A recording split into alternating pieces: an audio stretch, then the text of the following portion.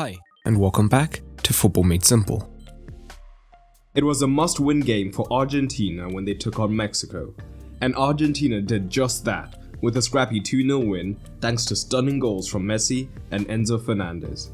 The XG shows just how poor both sides were when it came to creating chances. But how did Argentina eventually break down Mexico? In this video, we take a look. And we'll be mainly focusing on Argentina in possession, as they had most of the ball, although were largely ineffective with it. From the goal kick, they looked to build up short, splitting their centre-backs alongside the goalkeeper, with Rodriguez becoming the single pivot. Acuna pushing up on the left-hand side would then allow McAllister to tuck in, so that they had a midfield three. In these scenarios, Mexico actually wanted to defend on the front foot by looking to press much higher up, and that involved pushing both of their centre-forwards high up the pitch, ready to press either centre-back, depending on where Argentina started, whilst the rest of the side would back up this press. And in these scenarios, the pivot would have been the easy outlet option, so Mexico would push a midfielder up onto him so that they still had a man-to-man situation in the midfield. So when the ball became active, the fullback would be the only remaining choice. And what Mexico were efficient at doing with their wider midfielders, when the ball did go wide, was committing a midfielder to the wingback to press them, which would usually force them longer or into a riskier pass, as the option backwards had been taken up.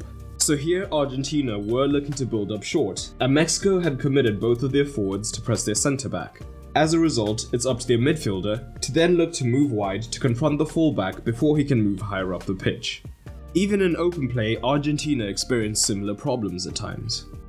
Argentina would often be looking to build up with a midfield three, either by dropping Messi in, or more likely McAllister, with Acuna pushing up to provide the width on the left-hand side. And again, this would provide the opportunity for Mexico to press the centre-backs man-to-man, leaving only the fullback as the wide option. But Mexico wanted the ability to press high up whilst keeping their back five fairly compact. So, Martino did not want to commit his wing-back to the Argentina fullback, as this would see the wider centre midfielder being forced out to cover the winger.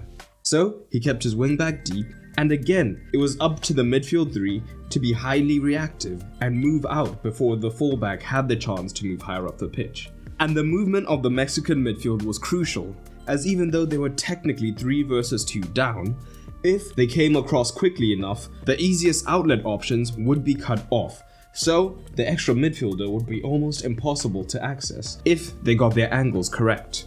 So Argentina had to adapt to these situations, and it started by relieving the pressure on the centre-backs, and this was by dropping Rodriguez between them to be the third centre-back, as he's naturally good on the ball, whilst also an extra body to make a 3 versus 2. In these situations, De Paul and McAllister would still be in the midfield, but there was also a lot more onus on Messi to drop in as well, either centrally or just off to the right-hand side, to try and keep that midfield 3 structure. Rodriguez has now dropped in to be the third centre-back, and again Acuna pushes high up early as the wing-back becoming the winger, meaning that McAllister can now operate as a more traditional midfielder.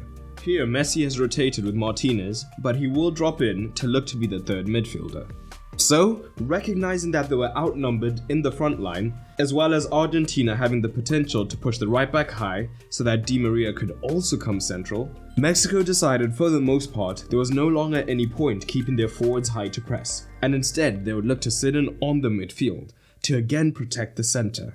And particularly when Montiel pushed higher up on the right hand side, De Paul identified this region as the area with the most space, and he was often able to receive in this region, getting the second most touches for Argentina. But now, with Argentina having a man less in the midfield, Mexico could go back to pressing, and now it could be one of the forwards who would look to push out onto De Paul, knowing that they still had plenty of cover. Alternatively, the Mexican midfield again was effective at shifting across, with the widest central midfielder going onto De Paul whilst the others covered across. So this meant that De Paul often operated under pressure and already had limited passing options, making progression much more difficult down Argentina's preferred right-hand side. So the pivot has dropped in to be the third man. So neither of the Mexico front two are looking to press as aggressively as they did before. With the midfield three still fairly deep, it means that space has opened up in the wide regions for Argentina, and De Paul identifies this as a region to pick up the ball. But as soon as he receives, a Mexican midfielder is ready to press him, looking to force him backwards or even to win the ball back. And in this match, we had occasionally seen Di Maria have 1-versus-1 success against his fullback. However, Acuna on the left-hand side was struggling to provide any offensive threat. So, having a back three, we could see Montiel push higher up on the right-hand side, and now Di Maria could drift all the way over to the left-hand side in order to give Argentina more threat down that flank. But again, this was really to no avail. And even when we did see Argentina look to use a wide overload by pushing their wide centre-back higher and the forwards over in support, the lack of half-space runners, as well as Mexico's back five, meant that even if there had been a switch, there wasn't the qualitative advantage in these 1-versus-1 situations, making it much less useful. But Mexico would be disappointed at how the goal came about. As discussed, throughout the 90s they had been so effective at shifting across to make the passes into the free midfielder almost impossible. However, for the goal they didn't quite get their angles right, giving Messi the opportunity to strike. So the Mexican midfield three is shifting across to cover the wide regions as always, whilst looking to make this pass back into the centre almost impossible. But here they haven't quite gotten their angles right, meaning that a pass can just about be squeezed through to Messi, and he produces an outstanding finish.